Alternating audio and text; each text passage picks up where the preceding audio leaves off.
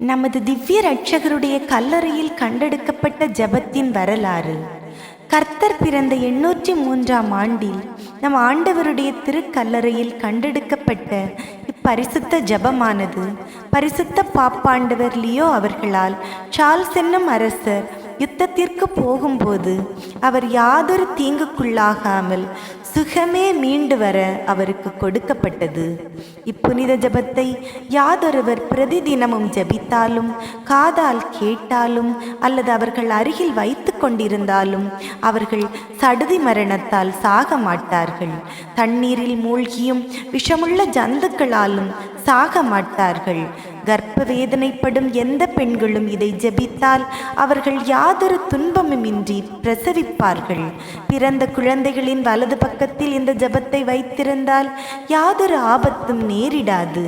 இசிவு உண்டாகிறவர்களின் வலதுபுறத்தில் இதை வைத்திருந்தால் உடனே அவர்கள் எழுந்து ஆண்டவரை தோத்தரிப்பார்கள்.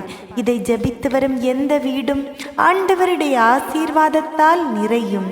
இதை எப்பொழுதும் கூடவே வைத்து கொண்டிருப்பவர்கள் மின்னல் இடி முழக்கங்களுக்கெல்லாம் தப்பி வாழ்வார்கள்.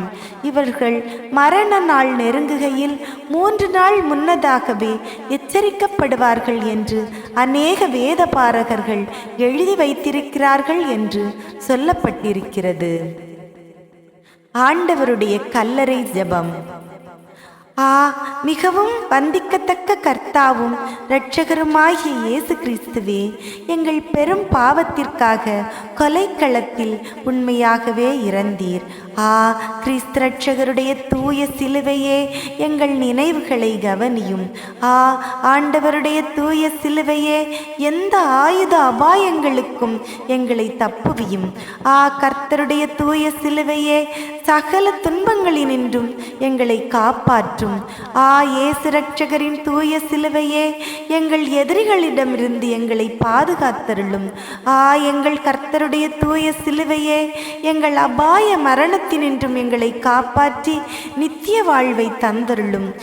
சிலுவையில் அறையுண்ட நசரேயனாகிய இயேசுநாதரே, எப்போதும் எங்கள் மீது இரக்கம் வையும். கர்த்தராகிய இயேசு கிறிஸ்து நாதருடைய மகிமையாலும் அவருடைய பாடுகளாலும் உயிர்த்தெழுதலினாலும் தெய்வத்தன்மைக்குரிய மோட்ச ஆரோகணத்தினாலும் எங்களை பரலோகத்தில் சேர்க்க உண்மையாகவே அந்த நாளில் மாட்டுத் தொழுவத்தில் பிறந்தும் பெரிய வெள்ளிக்கிழமையில் கல்வாரி மலையின் மேல் சிலுவையில் அறையப்பட்டீர். நிக்கோதேமு சூசை என்னும் பக்தர்களால் சிலுவை நின்று இறக்கி அடக்கம் செய்யப்பட்டீர். மெய்யாகவே நீர் பிறந்த 13ஆம் நாள் 3 ராஜாக்களால் தூபம், பொன், வெள்ளை போளம் முதலிய காணிக்கை அளிக்கப்பட்டீர். மெய்யாகவே நீர் மோட்சத்துக்கு எழுந்தருளினீர். கர்த்தராகிய இயேசு கிறிஸ்துநாதருடைய மகிமையானது எங்கள் சத்துருக்களுடைய வஞ்சனைகளினின்று இப்போதும் எப்போதும் காப்பாற்றும். ஆண்டவராகிய இயேசுவே, எங்கள் மீது கிருபையாயிரும்.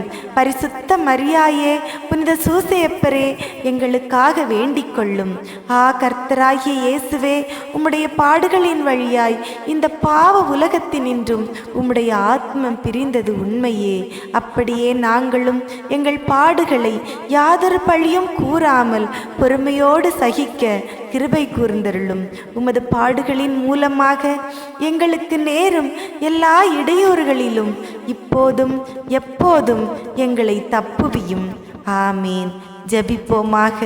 எங்கள் இறைவா, தேவரீர் வார்த்தை பாடு கொடுத்தபடியினாலே இயேசுநாதர் சுவாமி பாடுபட்டு சிந்தின திரு இரத்த பலன்களை பார்த்து எங்கள் பாவங்களையெல்லாம் பொறுத்து எங்களுக்கு உம்முடைய வரப்பிரசாதங்களையும் மோட்ச பாக்கியத்தையும் தந்தருள்வீர் என்று உறுதியாக நம்பியிருக்கிறோம்.